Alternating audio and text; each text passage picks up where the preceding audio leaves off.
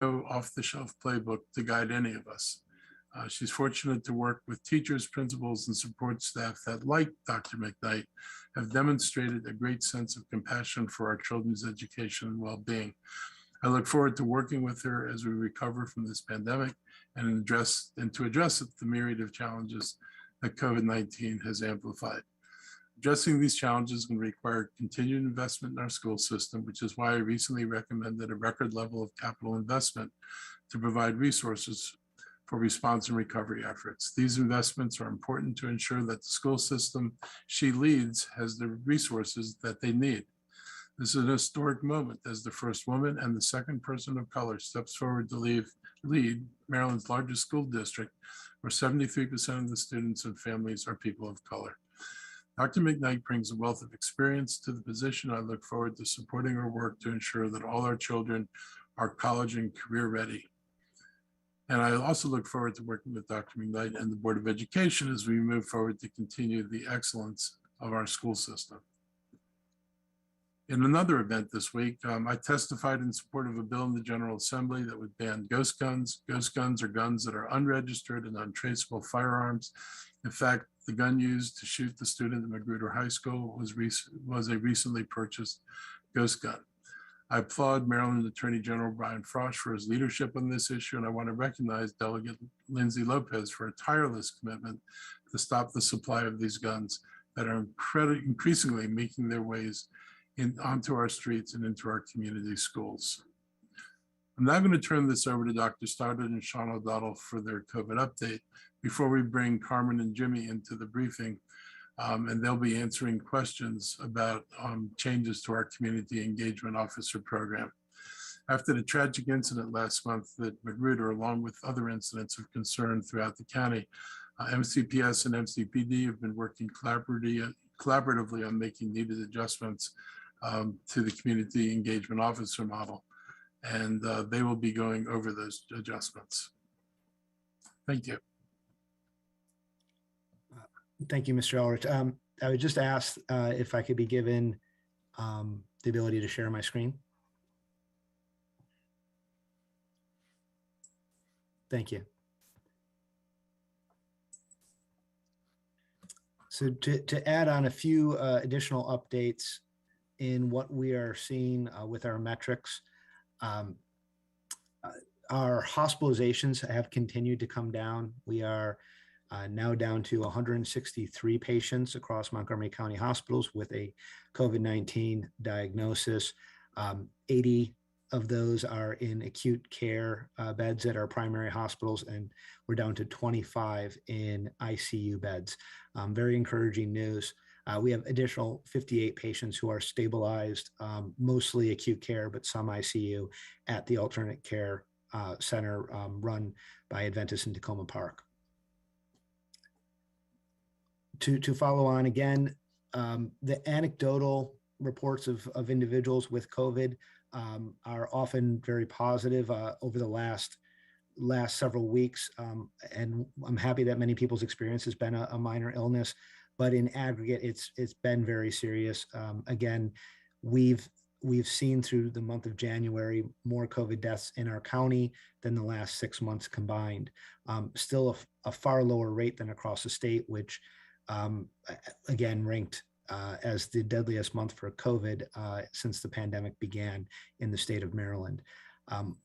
We'll continue to provide guidance to our elected officials and to our private sector partners and our school partners as we work towards lower transmission rates, lower positivity rates, and eventually stepping back from some of the community restrictions, including masks and other things. We'll continue to offer guidance on how to do that safely. We certainly want to keep seeing these trends go in the right direction. We are still in the midst of doing vaccinations for our 5 to 11-year-olds. We are starting to see, we're still seeing them come in, but at slower rates. We're strongly encouraging our parents and families to, if they have not had their children vaccinated yet and they're eligible to come out. Some of the older kids are now eligible for boosters. Also encouraging them to come out. Again, this is being vaccinated and having your boosters when you're eligible for your boosters helps us keep kids in school. It reduces the transmission. It reduces the amount of time that you need to be quarantined or isolated. We're in conversations with our school partners. We know that each school district, and including the private schools, have to make decisions about how they're going to implement this. But we are in conversations with them, much as the governor has started, about what would be the metrics and what would be the timing for implementing reduced time in quarantine, reduced time in isolation. So that's ongoing. I don't have any updates at the moment as to when those are, but just letting folks know that those conversations occur, and getting our kids vaccinated is probably the biggest step towards being able to do that. Our testing capacity is very high right now. The amount of individuals coming out to our publicly run testing sites it continues to decrease as we move away from the holidays and holiday travel. We hope people are still testing if they're concerned about it, especially if they've had exposures or if they're symptomatic. We know lots of folks are doing this with rapid tests, and just want to remind individuals, if you have a positive rapid test, please report that through the county portal that's available online, or you can call our COVID call center, and they'll help you report it as well. The one other thing I'd like to share is just a brief update on vaccination eligibility for our children under 5. We participated in a nationwide call last night with Pfizer and with the CDC, where we got some updates from the manufacturer. We are aware that the FDA will be looking at data on February 15th if their schedule holds, and we've been notified that we may receive shipments of vaccine as early as the week of February 21st. This again is all predicated on starting when FDA, CDC, and the state all provide that approval process and guidance to go forward with it, just giving the potential timetable that could happen if it all falls into place. The one other thing is, we are aware that this would be an updated formulary from Pfizer, which means part of the rollout and timing of it will be the distribution from Pfizer out to the localities, out to providers, so that we can begin distributing that vaccine. We will not be using the previously manufactured vaccine. Although this is the same vaccine that Pfizer's been using for other age groups, it's just formulated in a slightly different dosage, and will come in different capsules. So we'll wait for that distribution. We also anticipate, as Pfizer and the CDC has mentioned, that this age group will likely have a larger participation from our pediatricians and primary care providers. So we'll continue to work with them, work with our Head Start programs, and work with our childcare programs to make sure they have information about when this is happening, and we can get this out to our community family members to let them know where to go to get vaccinated, both in the private sector and in the public sector.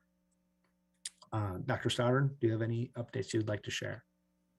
Yeah, just a couple additional. So as Mr. O'Donnell alluded to, obviously the Board of Health Regulation has mask mandate through February 21st.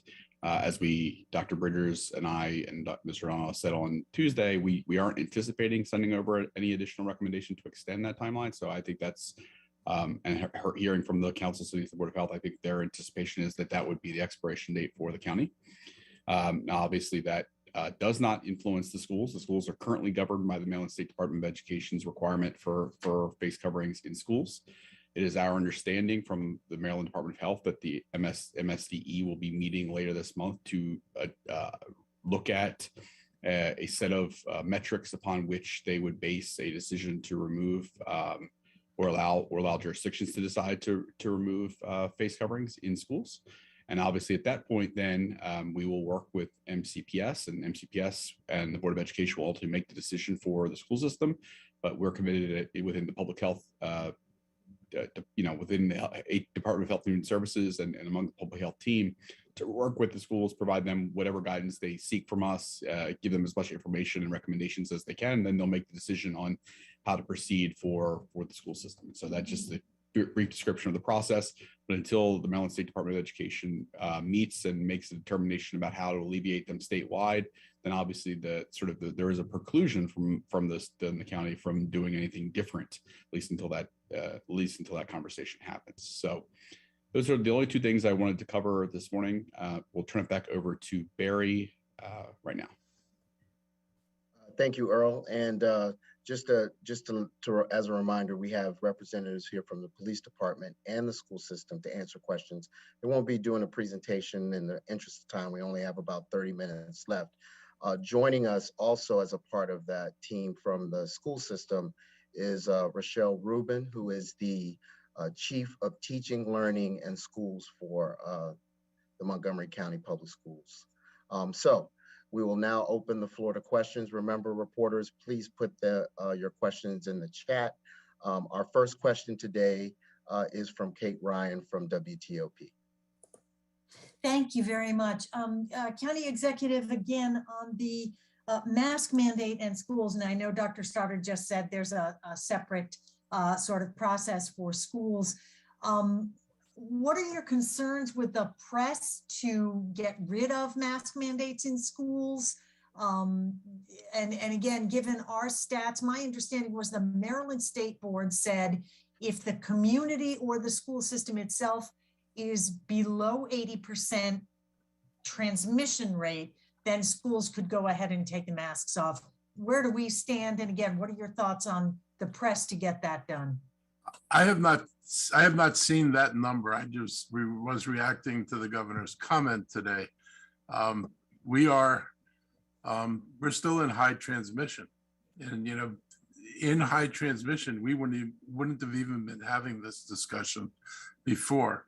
Most everybody took steps like putting on masks in order to bring these transmission numbers down. So, again, it's the kind of situation that's been repeated. We do things, result of doing things is we get to see rates start moving back in the direction we want them to go to. And then instead of achieving a goal, such as let's at least be in moderate transmission, the decision is, well, we're moving in the right direction. Right direction is great. I'm confident we're going to get to moderate transmission, but I don't think the time to take masks off is during a period of high transmission. Got it. Quick follow-up for you on what happened to Councilmember Jawando.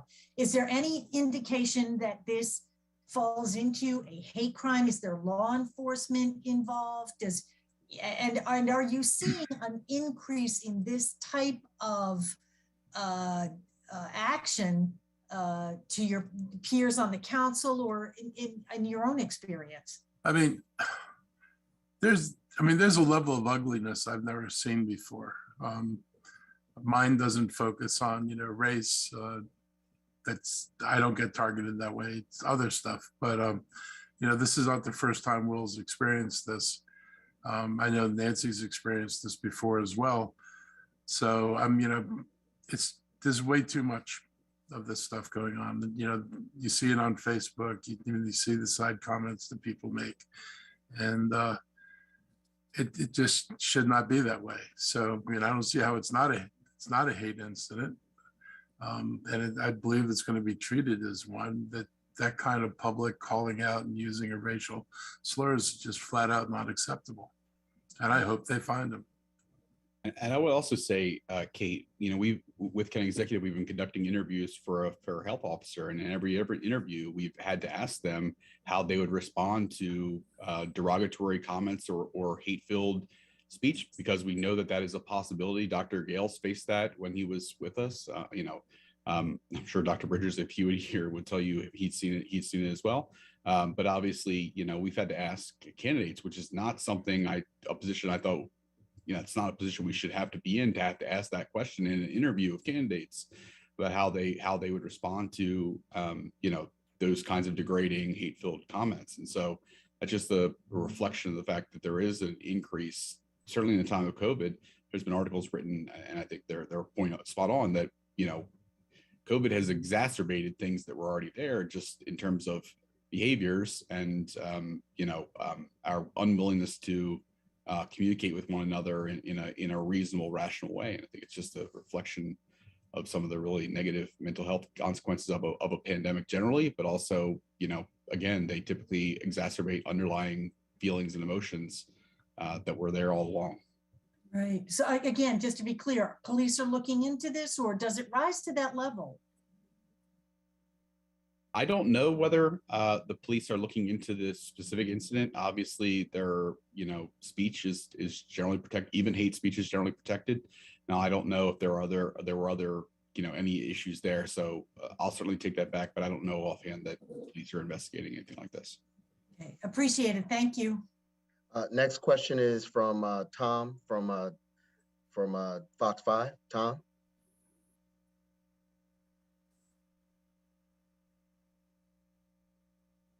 Tom, you there?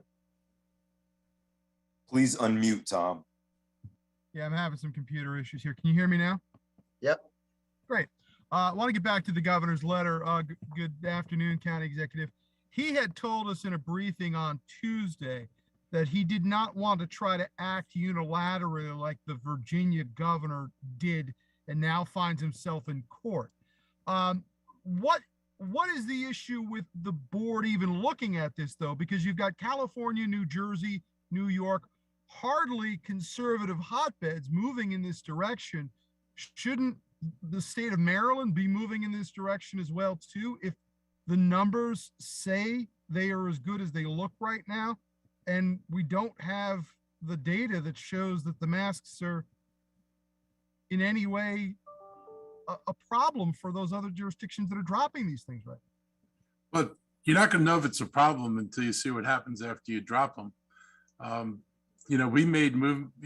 governor made movements early, throughout this pandemic where he lightened things up and other people were lightening things up. And I will say almost every time he did that, our numbers jumped back up.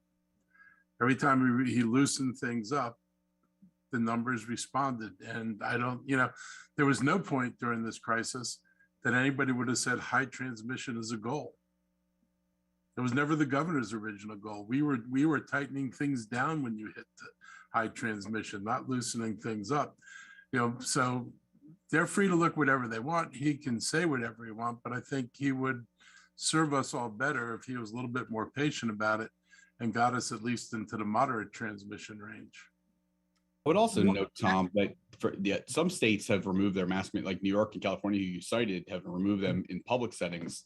But I don't believe New York or California or some of the other states who have removed them in public settings have opined on their school settings yet. And so there is distinct. I know New York, New Jersey did. New Jersey did, but I'm saying I wouldn't. There's inconsistency across the country right now. New York State is keeping them in schools. California, I believe, they said they didn't. They said they were removing them in public settings, but they weren't ready to talk about schools yet when they spoke yesterday. And so I was just pointing out that there is this ongoing debate, and there is some differences across the country. I'm just not saying it's not as uniform in school systems as you're suggesting it is my point. So just to put a bow on this, you're against what the governor did and you're not interested in moving towards getting rid of these masks in the schools? I am interested in getting rid of masks in the schools. I just want to be at a number when I can look at it with a straight face and say we've reached a better place. Like I said, in high transmission, we never would have done that. So I don't understand what logically has changed. If high transmission was deemed to be too high a level of spread to have taken protections off and actually triggered protections going on, I don't understand how that's suddenly the measure that you take protections off. I'm confident we're going to get there. I don't believe anybody will be unduly harmed by waiting another couple of weeks and wearing a mask. I haven't been harmed in 2 years of wearing a mask, and I don't know anybody really who has. So it obviously it's going to be what it's going to be. All right. And hopefully he'll give school systems the latitude to make their own decisions. I would have been happier if he just said any school system that hits moderate can take it off. And that way different schools may hit it at different times. One last quick one. Somebody who agrees with you is the CDC director, Rochelle Lewinsky. She said yesterday, now's not the time to take off masks. At one time, Montgomery County said 85% vaccination rate was going to be the target. We're looking at February 21st for the county mandate to come down. Can you say right now whether that's going to happen or could happen sooner? I can't say. That's, that's under the Board of Health now. And so they'll make a decision that they think is right. I would say that the same rule applies though. If you're in high transmission, and we wouldn't have done this before when we were in high transmission, maybe we shouldn't do it now. I mean, I think you've got to allow that, given the development of COVID, the things we thought, people thought you were going to get herd immunity at 80%. You may remember those discussions. There is no herd immunity at 80%. So it may have been an okay thought, but practice has proven to be that didn't happen. So it doesn't make a very good metric if the thing you thought was going to happen doesn't happen. Thank you. Thank you, Tom. Our next question is from Steve from Bethesda Beat. He has a question for representative for the school system as well as health officials. Steve, go ahead. Yeah, I know the county executive just kind of weighed in on the masking situation, but I'm wondering if Jimmy can kind of respond to that as well. One of the things I've thought of, and maybe it's been asked, is that there's been a lot of chatter about masks in schools, and for kids that need speech development and things along those lines, wearing a mask can be kind of disruptive in those environments. And is there any law or something that prevents a carve out, if masks need to be kept in schools, that you can't separate out those kids, I guess, to kind of help them out or create exceptions, kind of like with the vaccine, there are religious and medical exemptions. Can that be done, I guess, in this context, if that makes sense? Stephen, thank you for that question. Just to follow up in a couple of different ways, I'll start by saying that, after the county mask mandate is lifted and pending the final outcome from what MSDE says, then MCPS will work closely with DHHS in terms of next steps with the mask mandate that's currently in place for all MCPS facilities. We do recognize that there are very limited exceptions for students in some cases and some of our programs throughout the school system who are not able to consistently wear a mask throughout the day for various reasons. And then we also do provide specialty masks in some cases, depending on the need. So for example, there are definitely, clear masks provided for students in some instances where that will be helpful to them in the progression of their academic day. So at the end of the day, we work closely with schools. Masks are absolutely required, but we recognize that due to significant needs in some cases, there are very limited exceptions where there are students who are not able to consistently wear a mask the entire day. So if the state board decides, in this hypothetical in the coming weeks to lift the mandate, is that something you and the health officials feel, if the trends continue, that will fall in line with what the state board does? After that information comes out, we will work closely with DHHS in terms of next steps. We have not made any decision at this point. This last one's for Sean. You mentioned that you're on a call with Pfizer, you and others, for the vaccine for people under 5. Is that similar to the 5 to 11 in terms of emergency authorization and how that's going to progress moving forward in terms of the approvals through the CDC and FDA, I guess? Yeah, we anticipate that it would be a very, very similar process. Once the FDA looks at the data, and admittedly, the range of children from 6 months to 4 years is a pretty good difference in body size and lots of other things biologically. So they're going to provide a very intense review of the vaccine. From the early reports, they already have very good safety data. Now they're looking at efficacy data with the amount of vaccine that they have been using in the trials. And I know they've also discussed whether potentially a third dose will be needed at some point in relation to the first 2 doses. So all of that will be reviewed by the FDA. They'll provide their guidance, and we anticipate likely their approval. And once that happens, the CDC will convene their ACIP council review the data and then give more specific guidance on administration of the vaccine so that we can do this consistently across private providers, across jurisdictions.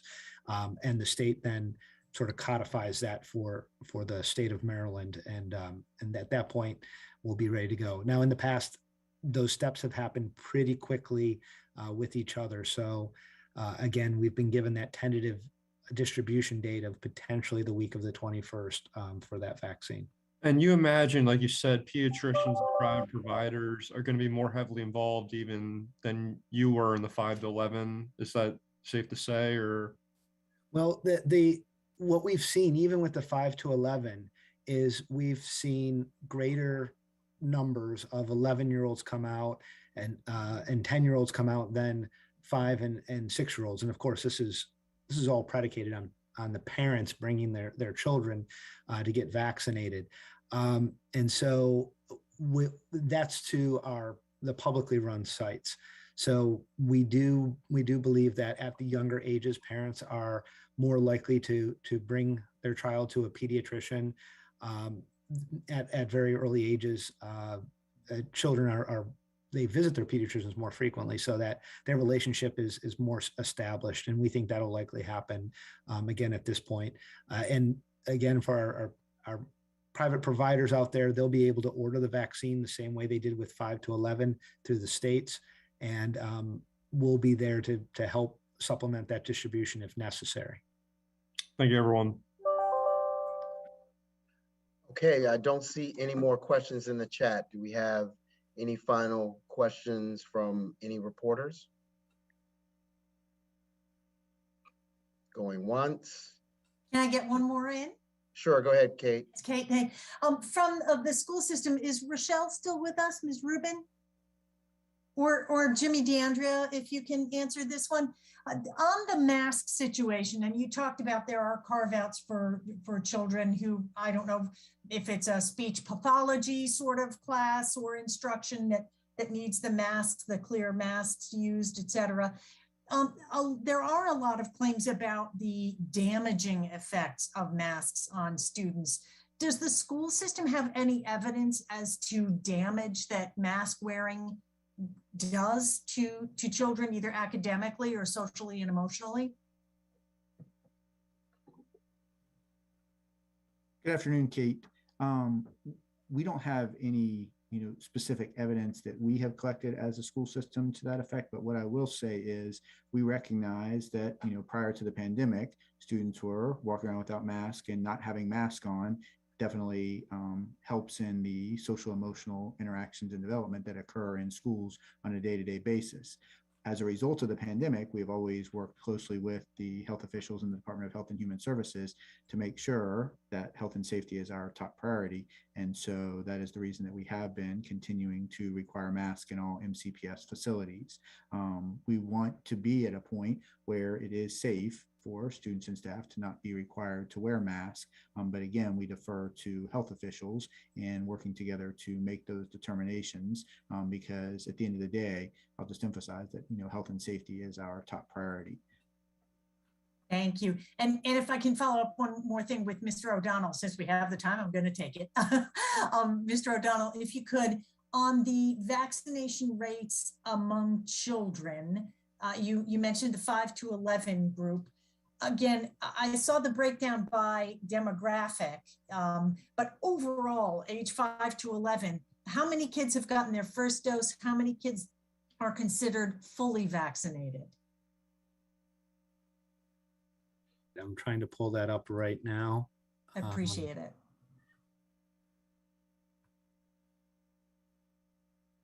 So let me see if I can share that.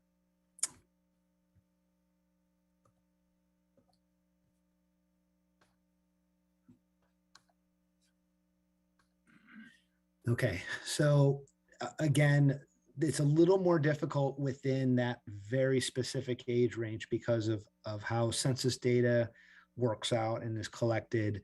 And so what we're looking at is a projection that we're in the upper 60 percentile for first doses within our 5 to 11, and that fully vaccinated, we're more than 50%. We're likely around 53, 54%. And this climbs up, this has been climbing up by 1 to 2 percentage points each week that we've reported this. Certainly a slower rate than earlier on, but we're continuing to work with our partners at MCPS on holding these clinics. We've now gone to, as of this week, we've gone to every Title I school at least twice to do first and second doses. In some cases, we've gone to those schools multiple times. We've held additional clinics on the weekends at larger middle schools and high schools.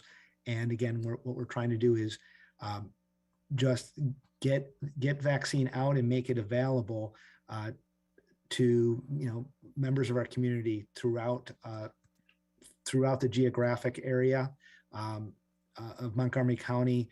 We're trying to make up some ground at vaccination rates in our East County areas, in our Germantown and Gaithersburg areas. But in general, the distribution geographically has worked a little bit better with this age group than it has in previous age groups. And a lot of that is credit to the partnership we've had with MCPS that allows us to get out into very specific communities, offer vaccine events that are more convenient to parents. Again, what I think I've mentioned this on some of our previous meetings is that there's a lot of different reasons why individuals, or in this case, families, may wait a while to get a vaccination. And in some cases, it's convenience or it's priority. And we know that there's a lot of competing priorities in December and in January as we were going through Omicron. Lots of people had illnesses in their family and lots of things going on around the holidays that may have lowered the priority to come out and get a vaccination, whether it's for a young child or for a booster. And we're hoping we're getting back to a point where we can raise that amongst, we know we're competing with other priorities. We're just hoping that people can take some time, get their kids vaccinated so that, again, a very important thing is not just protecting their health, but being able to keep them in school. And that is helping us do that so that when if there's an exposure in a school, that if they are up to date on their vaccinations, they would not need to be quarantined. And that's a really, I think, an excellent reason to have your kids vaccinated. But that's where we are right now with the vaccinations. Got it. And just so I'm clear, is two doses for kids fully vaccinated? That's all I need to know. Is 2 doses for 5 to 11 fully vaccinated? Yes. Yeah. They would not have been eligible yet to get a booster. For boosters. Yes. Thank you. Thank you. I appreciate it. Thank you. Before we go, I just want to make sure we remind everybody, we do have representatives here from police department and the school system. If there are any questions about the changes to the SRO CEO program, this is your opportunity to do that. We've got about 7 minutes left before we have to go. Well, since we do have that, right now, how many CEOs are currently working in the system, and where and how are they deployed? I know there's a discussion about getting them offices in schools. How close are we to that? Hi, this is Assistant Chief Astiolo. Thanks for that question. Currently, we have 21 CEOs working. We have authorization for 23. 2 of those positions are in the process, and we are looking to fill at some point within the next year, if possible, if funding levels remain the same.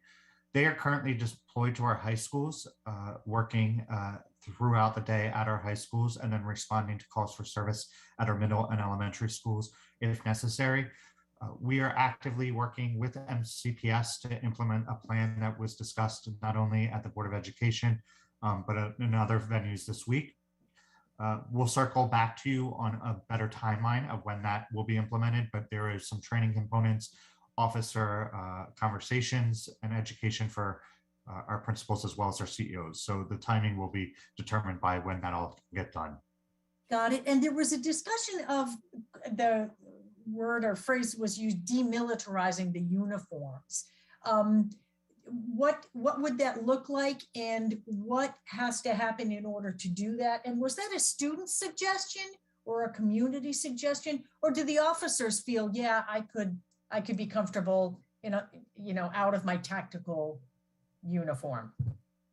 Of course. So during a variety of work sessions with MCPS and MCPD, we held a few collaborative conversations, both with our principals, our CEOs, and our young people in schools. It was actually the young people that addressed this. The young people were overwhelmingly in favor of having police officers in schools, and actually said that they wanted to build relationships with officers.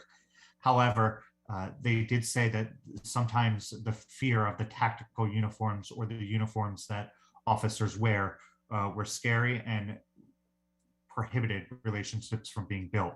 We're actively looking into how we can change uniforms. Obviously, that this is a collective bargaining issue with the FOP. However, we're seeing if officers could wear detective style uniforms or plain clothes so that they are not so, quote unquote, as the students say, militarized, and look more as if they're blending in with the other faculty and staff within the school system. Got it. Thank you very much. I appreciate that. Of course. All right, any other questions for our panel? Going once, going twice, 3 times. First of all, I want to thank our guest for joining the county executive for his press briefing today. Appreciate you sharing the information with the reporters. Thank you, reporters, for joining us. Also want to say before we go, this weekend, don't know who you're rooting for, but make sure you do that safely. And please, on Monday, which I believe is Valentine's Day, I don't hope my wife isn't watching so she thinks I didn't forget, but make sure that you spread the love to make sure that people get vaccinated, get boosted. That's the greatest love that we can show around this time in the times that we're in. So thank you very much. On behalf of the county executive, thank you for joining us. Have a great day and a great weekend.